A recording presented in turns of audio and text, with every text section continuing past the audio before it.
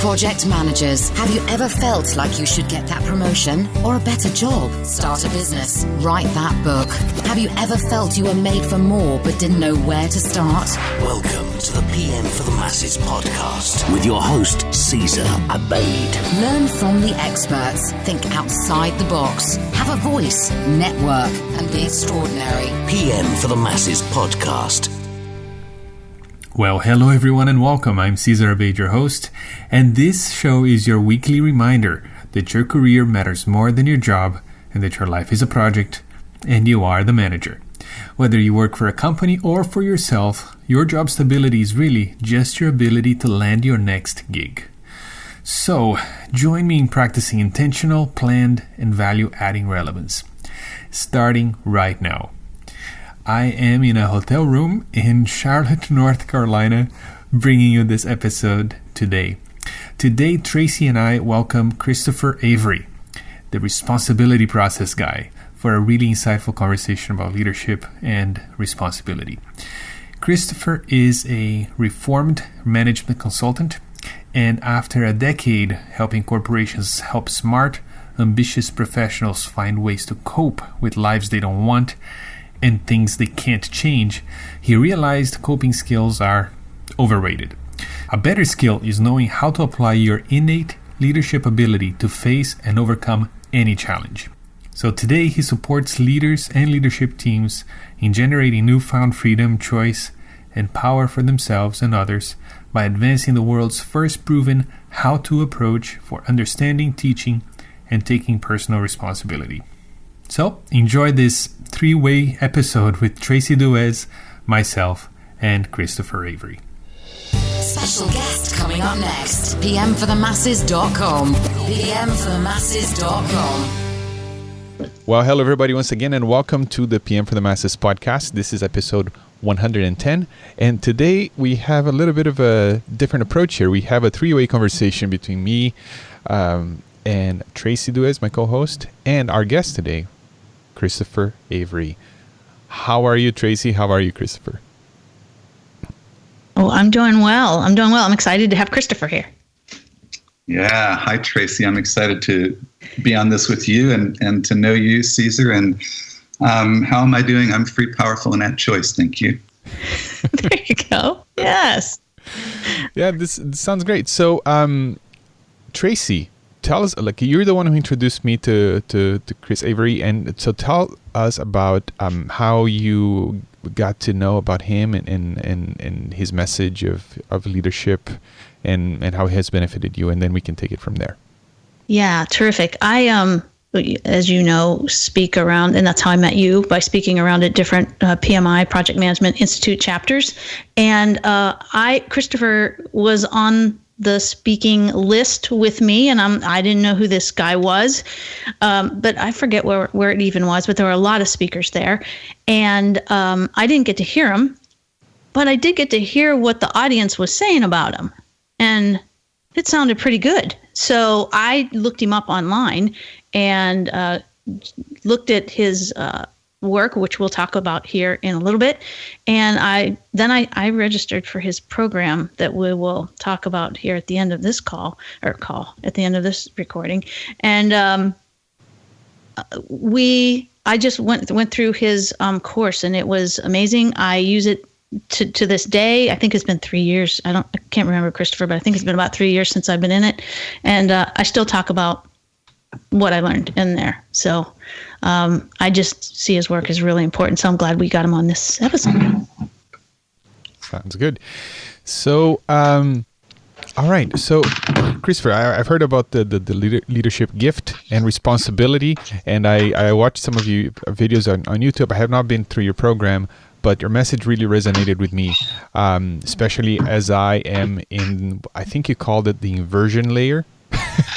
And I want you to talk about that at some point today. But I was just taking it all in because it's really stuff that's applicable about bringing about change and linear thinking versus agile thinking.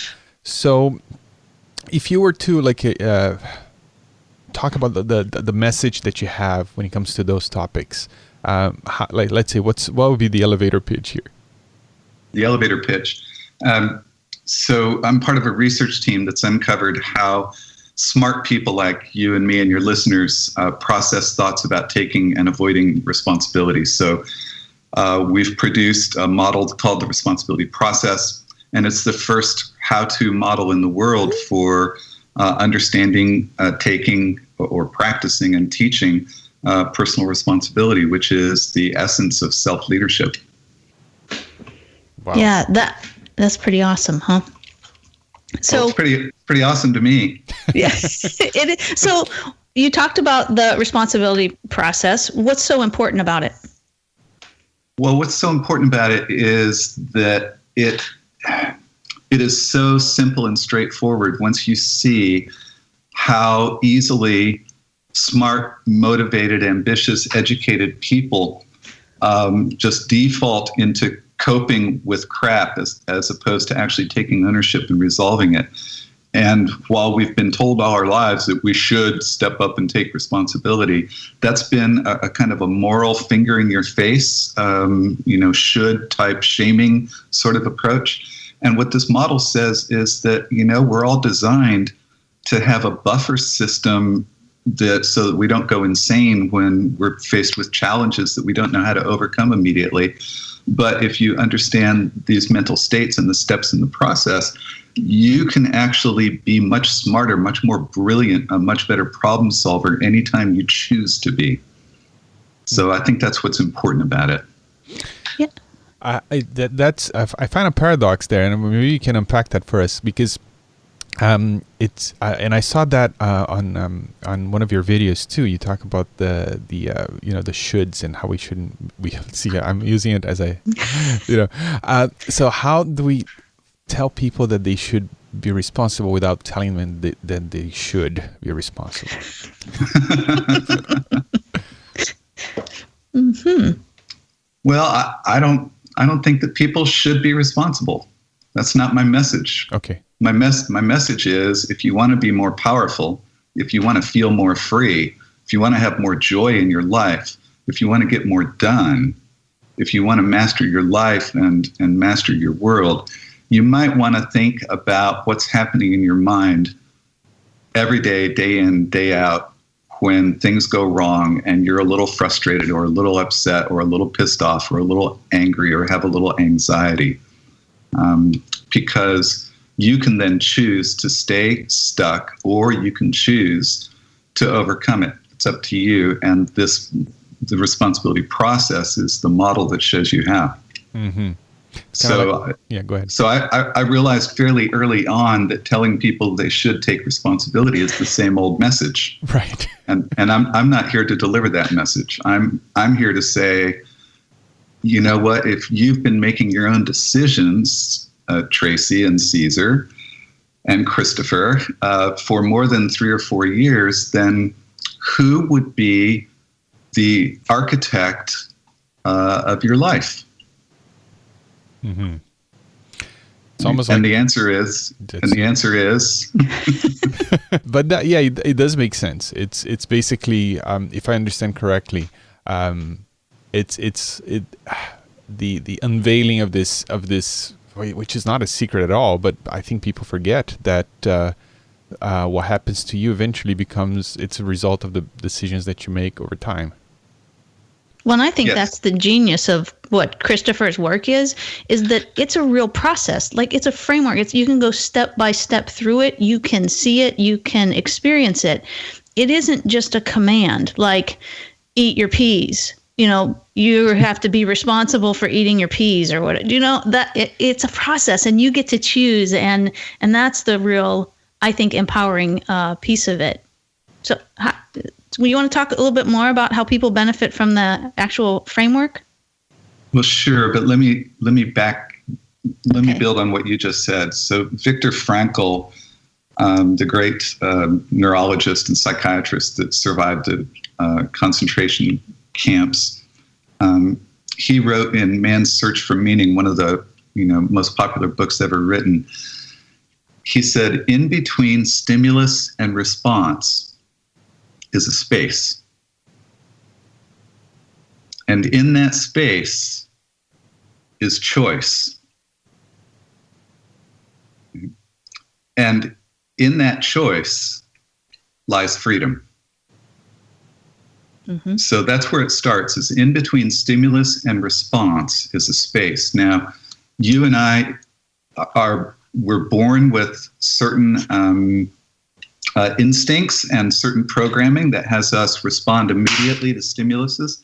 And then we're conditioned through our whole lives to have certain responses to stimulus. Well, what the benefit of practicing responsibility is to start taking ownership of those filters of that programming in us and all the bugs in them, and start to examine them one by one, not as taking inventory, but because real life is happening to you and you're not getting the result you want.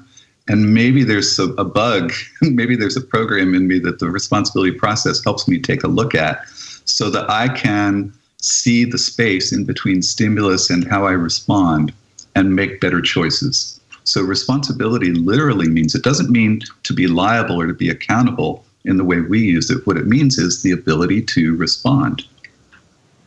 And we have the ability to respond to any stimulus in thousands or millions of ways, if we can decide to be at choice about it instead of be reactive. Mm-hmm. So how do project managers benefit from that process? I know you just talked about because they have lots of stimuli coming at them all the time, right? Right. And so what does that look like, or what's that experience like using the responsibility process? Great. So for your listeners who haven't seen it, we've been kind of coy, so maybe I should go ahead and reveal it as we're talking about how project managers can benefit. So it turns out that responsibility has always been a topic about what we do when things go wrong.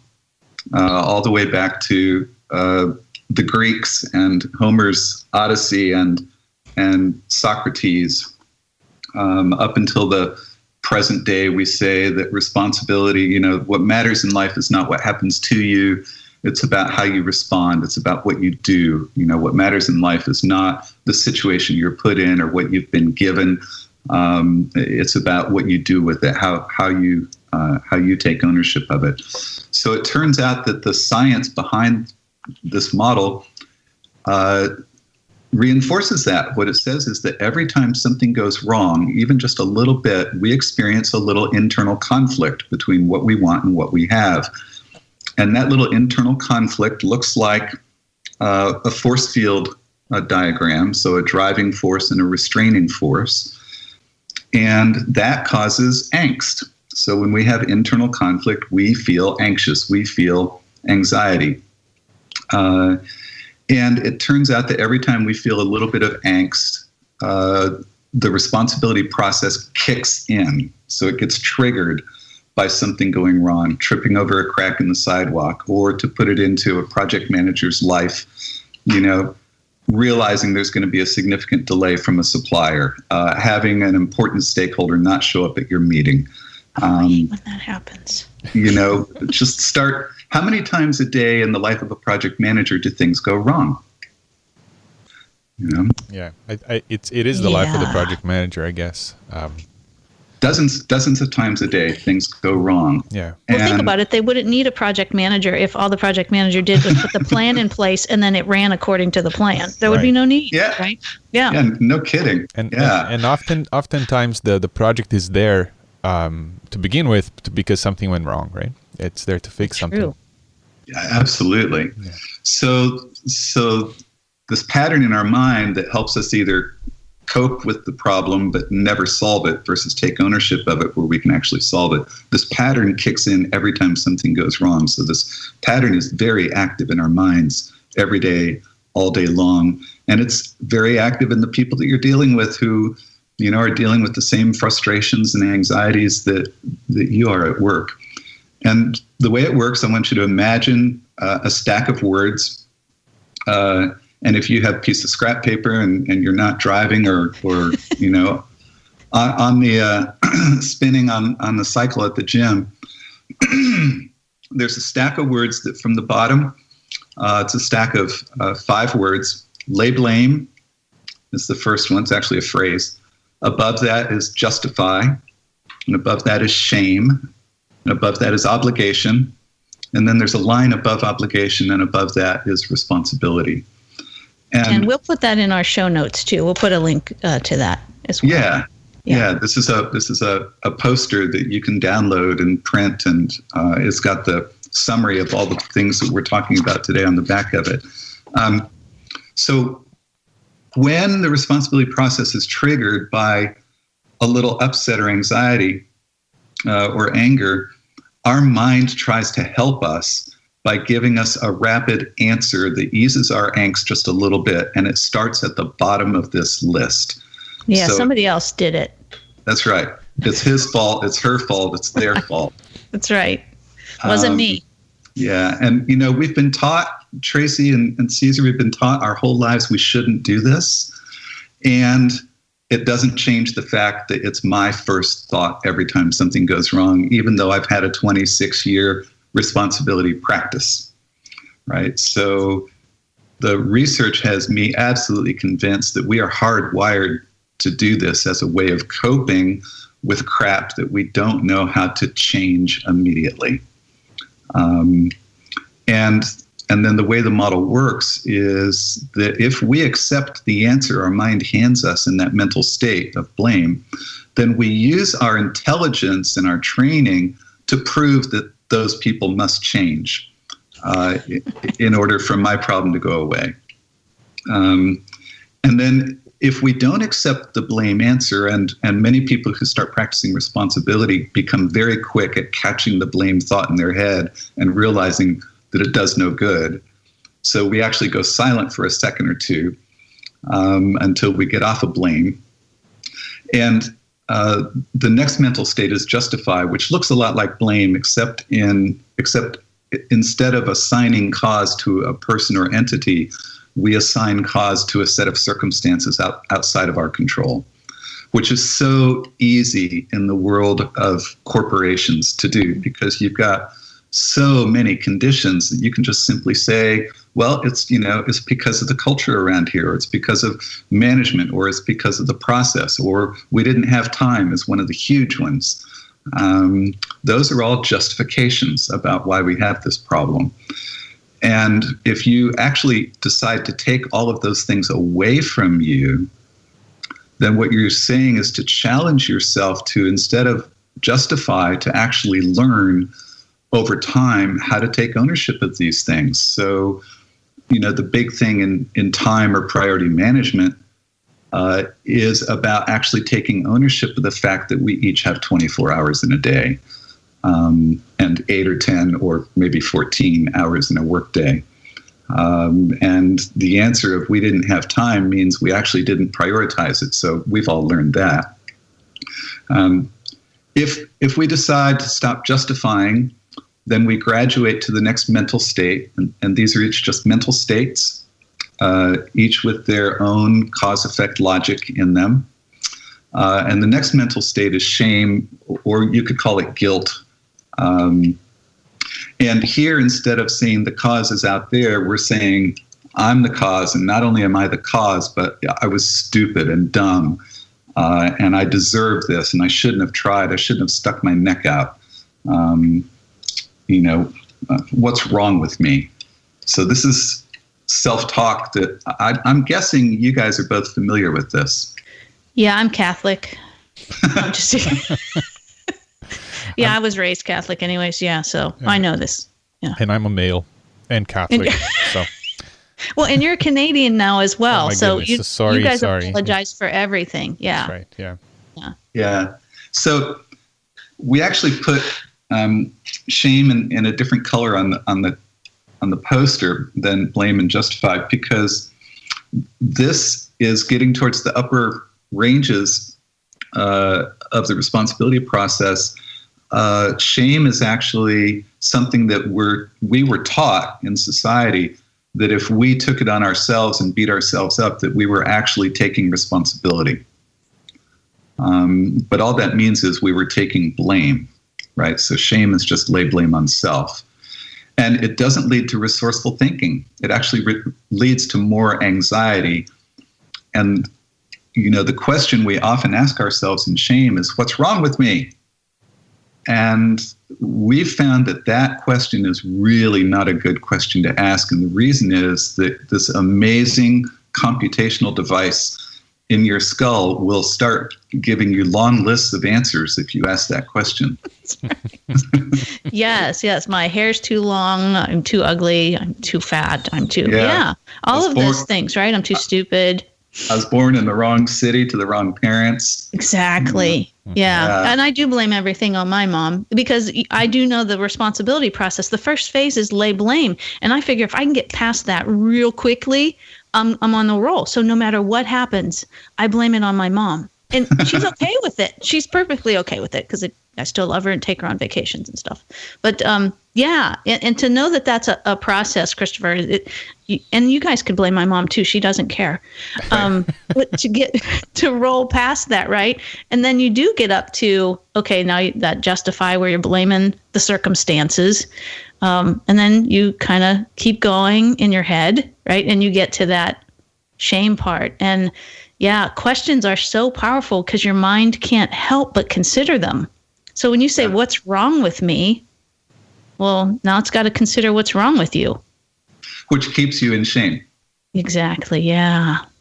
So my recommendation is we've learned that the very best, most resourceful question that you can ask in any of these mental states is, look at this pile of caca. What do I want about this? Or what do we want about this? Right? And it turns out that the what do we want goes to intention, and intention is one of the great keys to unlocking responsibility. So anytime that I'm stuck, anytime that I'm unhappy, upset, anxious, the question, what do I want, is actually an invitation to freedom. It's an invitation to start looking to take ownership of the problem and find a solution. I also find that sometimes people confuse shame with guilt, right? And I think that if you did something wrong, right, if things fell apart because of you dropping the ball or because something you did, guilt is not a bad thing. I mean, it's what triggers you to actually take the responsibility to actually fix it. But shame is negative no matter how you look at it because it really doesn't get you anywhere. Does that make sense? Yeah, well, it makes sense, and neither are actually necessary for you to take responsibility. Yeah. Right. So feeling guilty about having done something is not necessary.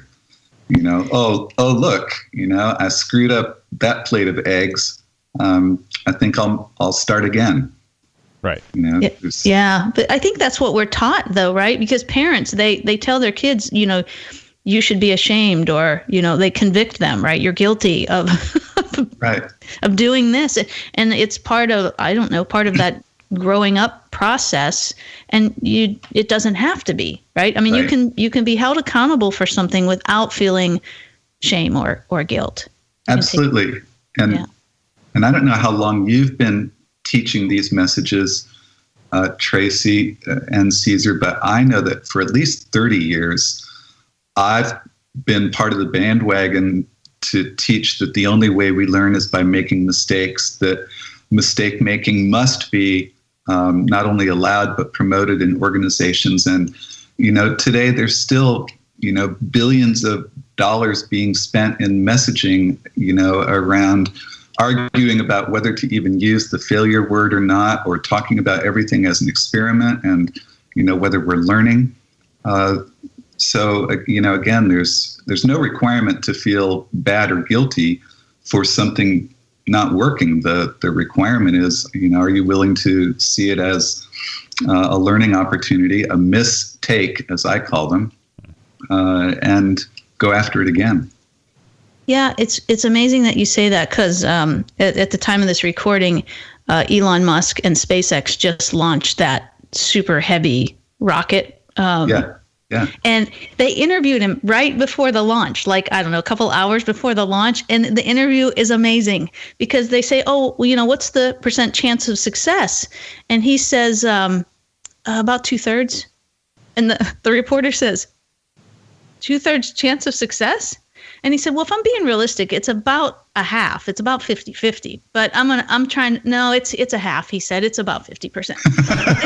It was so awesome because you know what I'm saying? He cared. He wants us to be successful. Of course, he has all this time and effort and money into it, but he doesn't care. Like, do you know what I mean? It's a learning thing, and it's about going and getting to places like Mars that we've never been to before, and quickly and all that kind of stuff. And I loved his response because there was no guilt or shame, even if it failed. Yeah. Yeah. It's an experiment. Yeah. Yeah. And we win by trying. Absolutely. It's not rocket science. Wait a minute, it is. Yes, yeah. So now we're at that shame stage. What happens after that? Because we're going up the scale there. You said there were some more words.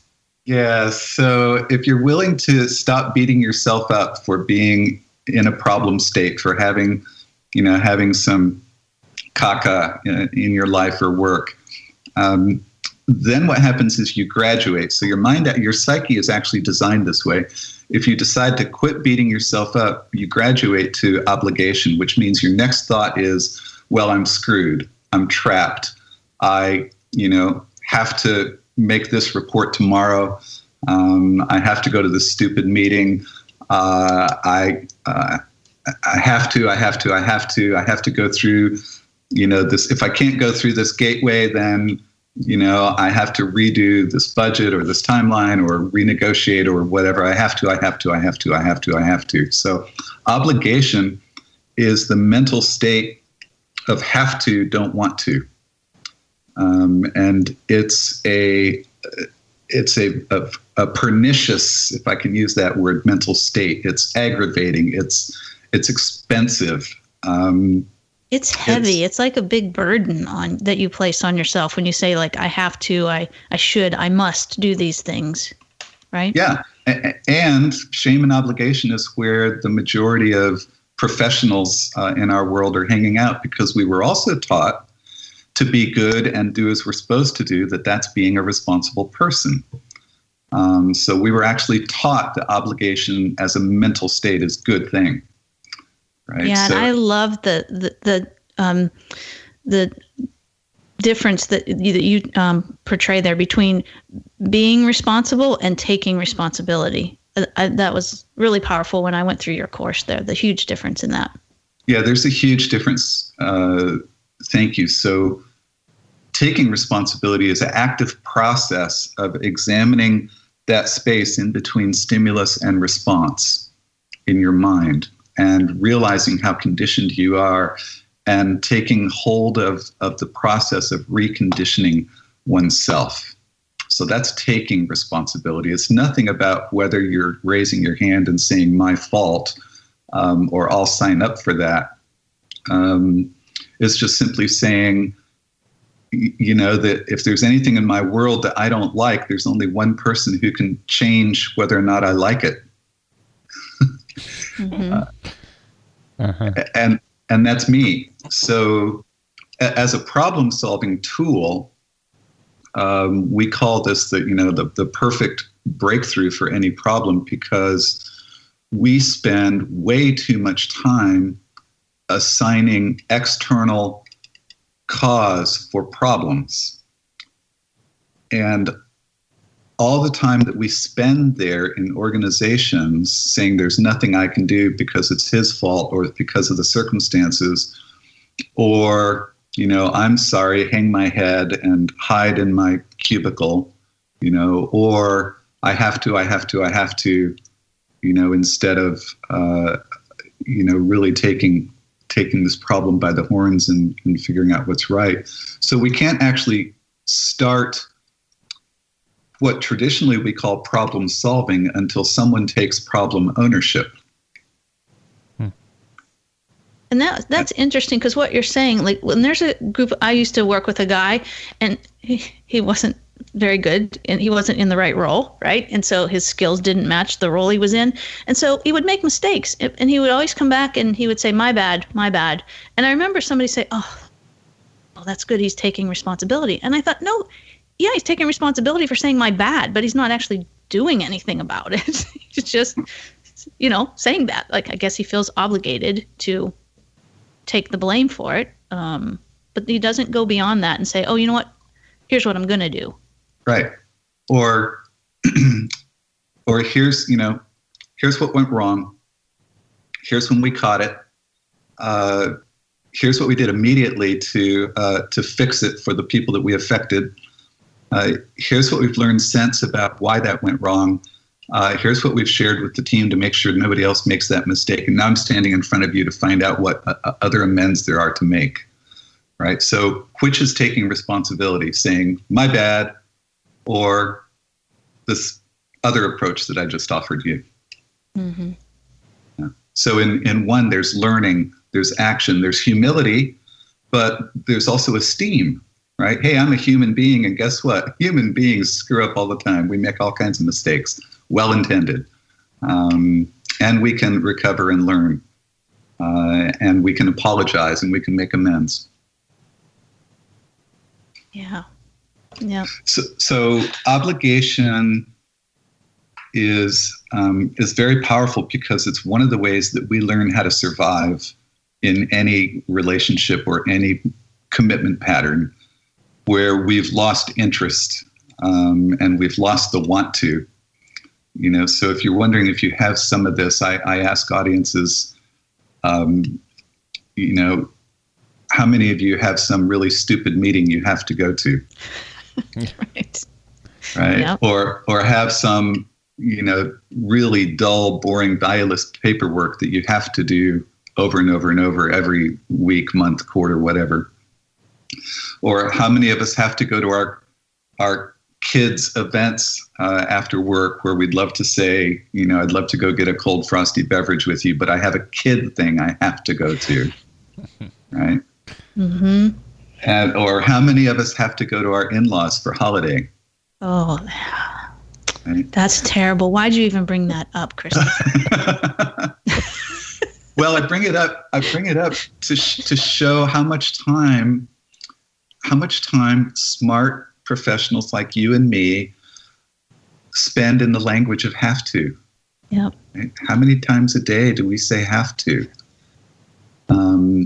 And what if you reconsidered that idea that in between stimulus and response is a space, and the actually responding with I have to is saying I'm no longer in charge of my life. I signed up for some things, in the past that I thought were good things, and they now come along with all this other side consequences that I don't like, and I'm no longer in charge of my life. I don't do what I want to do. I just go through life doing what I have to do. And the consequences of that is that the mental state of obligation has two pretty serious consequences. One is that our performance is very low. Our performance is barely adequate to get a pass. So you'll never see a high-performance system where people in that system are hanging out in shame and obligation. Yeah. And the other thing about obligation is that you build up resentment towards whatever it is that you think has you trapped. So the mortgage, the banker, the boss, the company, the spouse, the infirm parents that need your attention many days a week, the children that you thought would be such a joy to be parents of,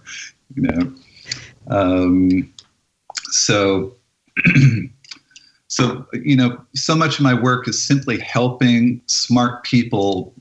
It's easy when I teach this stuff, it's pretty easy for people to start catching themselves in blame and justify. But again, where you and I and the people listening to this podcast live and where we get to recondition ourselves is we hang out a lot in shame and obligation because we were taught that that's being a responsible person, as being a good person. So what does responsible look like? Yeah. So if you refuse to feel trapped, which is the key for exiting obligation, is to realize you're in obligation. That's awareness, one of the keys to responsibility. Facing it, that's confront. One of the keys to responsibility is the ability to face yourself, look in the mirror, face your situation, stand in the heat. And then in intention, to never feel trapped or to feel burdened, then what happens is that I'm going to get real technical about the mind here. Something happens and you start perturbing or provoking your mind to help you actually take hold of this problem. And that's when you start entering the mental state of responsibility. So I don't think of responsibility as a character trait, which is what I grew up being told it was. I think of responsibility as a mental state. And in that mental state, we tremendously expand that space in between stimulus and response. And it's like we slow down life and the world and the need to take action and realize that we have, pretty amazing capacity to do probabilistic thinking. And in this mental state, we're more in the executive function of the brain. We are far more generative. We're far more creative. We access complex reasoning pathways. We feel agency, which has been a word psychologists have used for years to talk about responsibility, that when we're blaming, we're giving away our agency, we're giving away our power.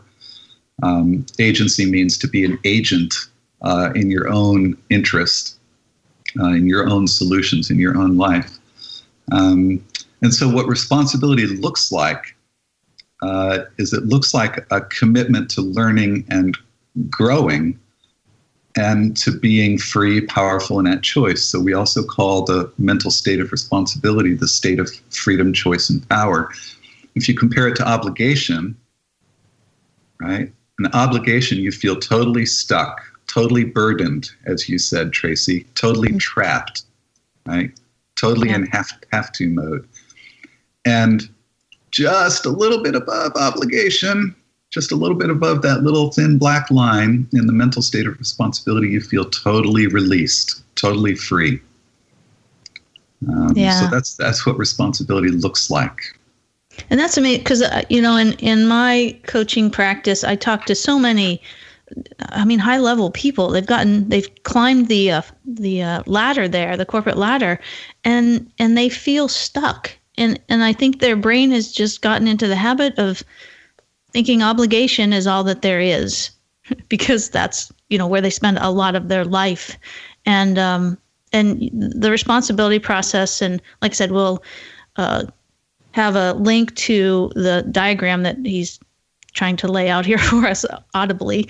We'll have a link to that in the show notes. But it really does show, hey, you're not that far away from responsibility when you're in obligation. And you're so close. You're just, yes, exactly. And it is a process. So obligation is still part of the process whenever you're feeling that angst. And that's what was freeing to me was, okay, yeah, I can lay blame. I'm just going to go right up through the process. I'm going to lay some blame on somebody, and then I'm going to justify that jerk or this circumstance or this procedure caused the problem. And then I'm going to be like, wait a minute, no, that's stupid. Okay, wait a minute, oh, I'm not stupid.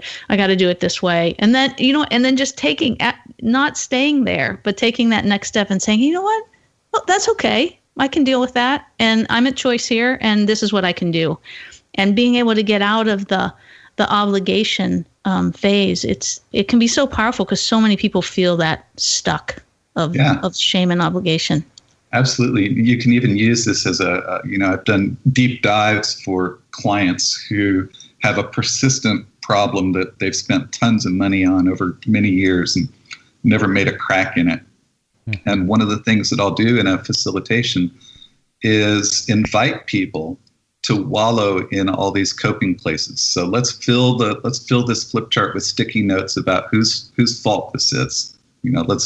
So I give you 100% permission to lay blame. Let's get it out there. Right? Right. And then fill a flip chart full of justify. Well, what are all the circumstances, the conditions, the environmental influences, the weather, the economy, blah, blah, blah. Let's justify the hell out of this. Let's fill a flip chart with those. Right. And then what's wrong with us? Fill a flip chart full of shame, and then one full of obligation. We could get it all out there. Then, as you said, Traci, what we've just done is we've just stepped through the process. right?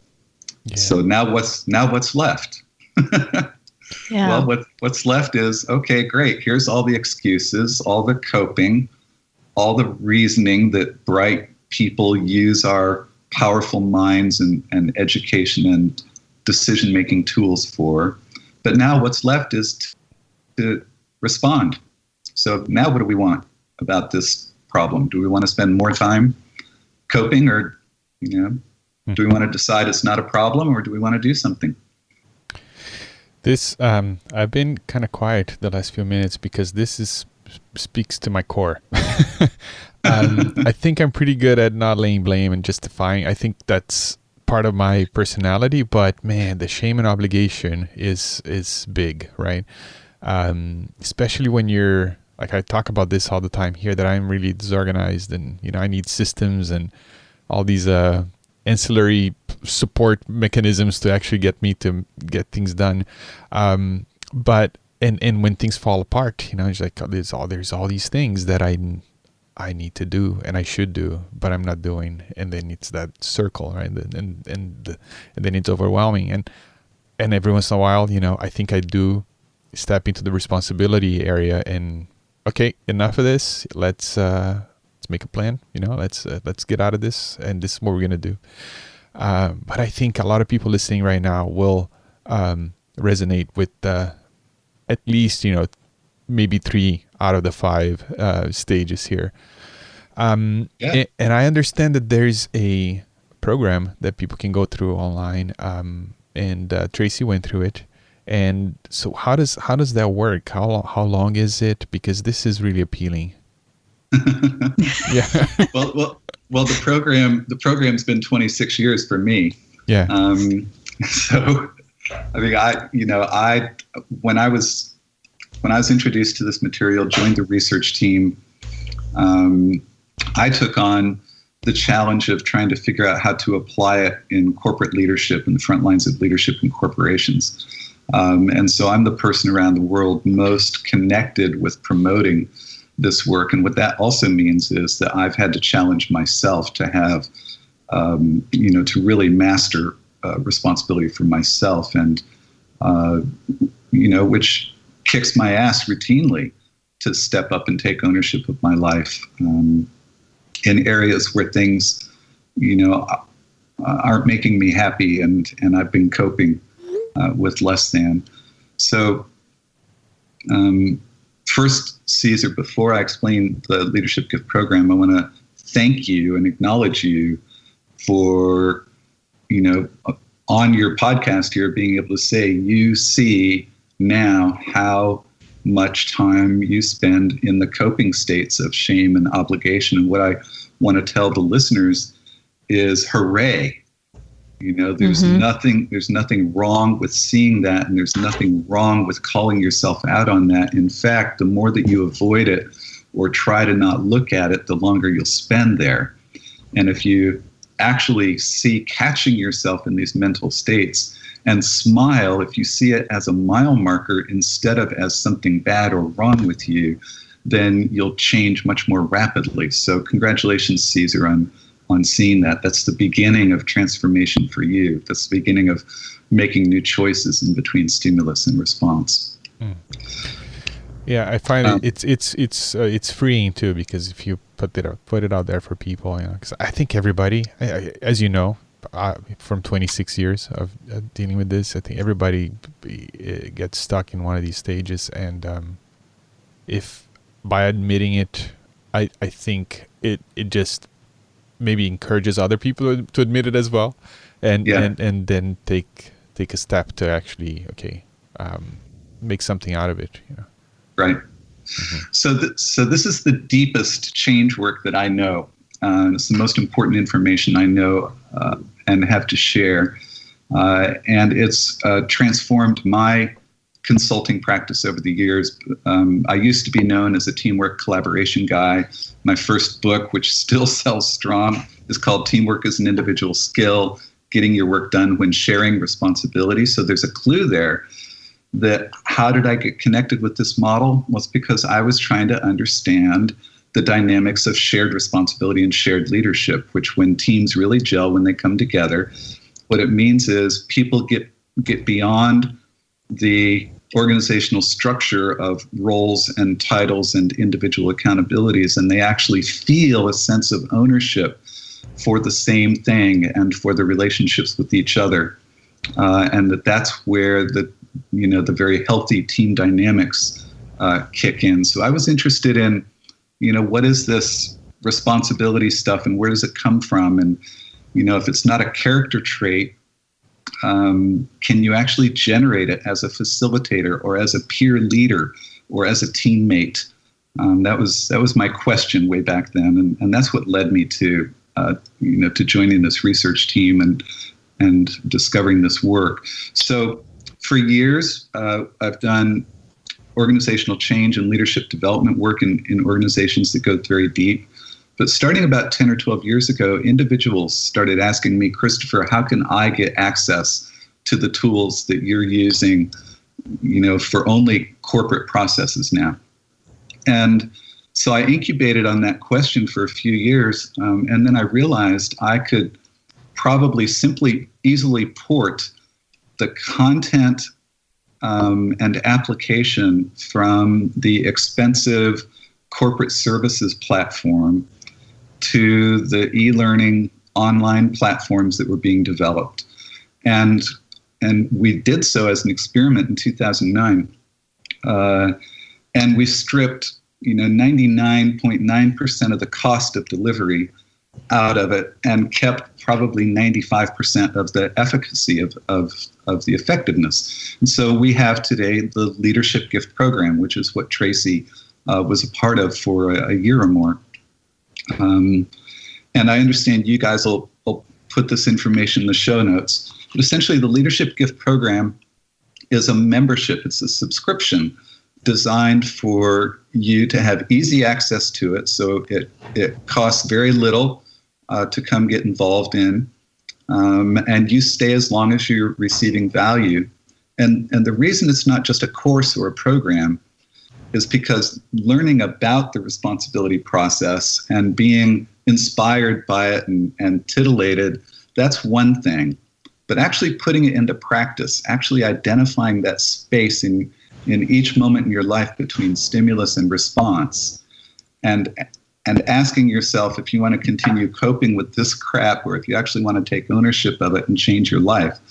That requires practice, and that practice is best done in a community of like-minded people trying to change the same habits of mind. A friend of mine says, well, a 26-year-old master at this work that's been studying with me since 19 years old, her name's Jessica Soroki.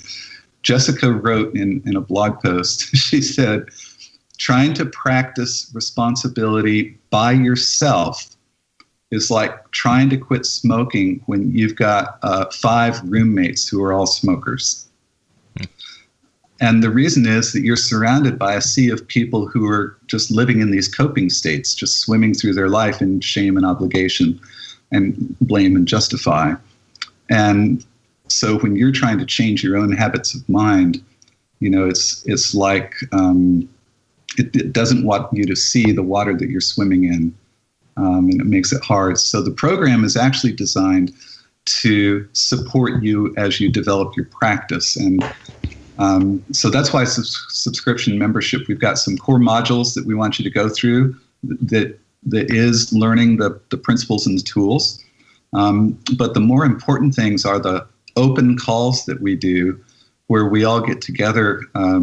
I host 4 calls a month that are timed for access by the Americas and Europe for the most part. And now there's students of mine who are offering calls at other times that cover Europe and Asia. But in these calls, there's sort of an open mic, and we help people with the life application that they're trying to do and help them break through stuck spots. And we get tremendous, tremendous value on those calls with people breaking through all kinds of stuff and building new levels of freedom, choice, and power. So that's the Leadership Gift Program. Yeah, and that part is really, really powerful and different from other online courses where you just go through the content and, okay, maybe you can access it again if you want to go through it again, which you can do with your core modules. But the application part where you get to hear, you get the opportunity to talk like with you and with others that have been through this, but you also get to listen, right, to other people's stories, and it helps you reveal a little bit more about what's going on inside your own head. I think when you get to listen to those stories, and some people may have dug a little deeper than you, and you're like, oh crap, now look where I have to go. Not have to, but want to. So those are the kind of things that I think is really really valuable about the leadership gift in that program, is that it's not just a course. Yes, you are going to learn a lot, which I did, and I, like I said earlier, I still use. But you also have that community of people that are there to help you and support you. Mm-hmm. Yeah, thanks for reinforcing that, Traci. Right. Mm-hmm. So, on the calls, a software manager will come on and, he'll say, I've got my team turned around, but I'm overly burdened by, peer leadership with my peers who are still stuck here. And I know that I'm in shame and I don't know what to do about it. And, they essentially throw themselves on the hot seat, right? Which is one of the keys to responsibility is confront. And they invite me to compassionately poke at them to help them start to see something that they aren't yet seeing about the choices that they have and the choices that they made to stay stuck. And so just to give an example, of the kind of things that happen. And every time you break through, you become far, far more powerful in your life. You become higher functioning as a human being. Amazing. Okay. And for those listening right now, you can find more information about this and go to the show notes at pmforthemasses.com/110. And Traci, you've been through the program, so how'd you like it? Yeah, I did. Obviously, I liked it because he was one of the first people I thought of to get on the podcast here. It's just really powerful stuff. If you believe that you are the one responsible for where you are in life. I remember I heard a millionaire one time say, well, you are where you are financially because you chose to be there. And I'm like, no, I didn't. You don't even. And I was like, yeah. So eventually I came around to believe that. And then through Christopher's program, that's even instilled in you even more. And you really do get to experience the freedom that he talks about, the choice and the power, when you take advantage of that sliver of time between stimulus and response. And a lot of people don't, because they'll say, oh, he made me do that, or she made me do that, or I just had to do that's the way I am. You make me mad. Yeah, all of that kind of stuff. Yeah. I'm sorry, I just behaved. You decided to be mad. Yeah. Yes. So that was the really powerful part of the leadership gift. And I mean, I recommended it to people. As a matter of fact, one of my clients took it first and then recommended it back to me. So then I joined up as well. So, I've known a number of people who've done it and are really excited about it. So Christopher, thank you for your time today. We really appreciate it. Oh, you're most welcome. Thank you for inviting me to be part of PM for the Masses. This has been a useful part of my day. Thank you for listening to the PM for the Masses podcast. Tune in next week for more great ideas on how to manage your projects better and truly stand out in your industry. PMforthemasses.com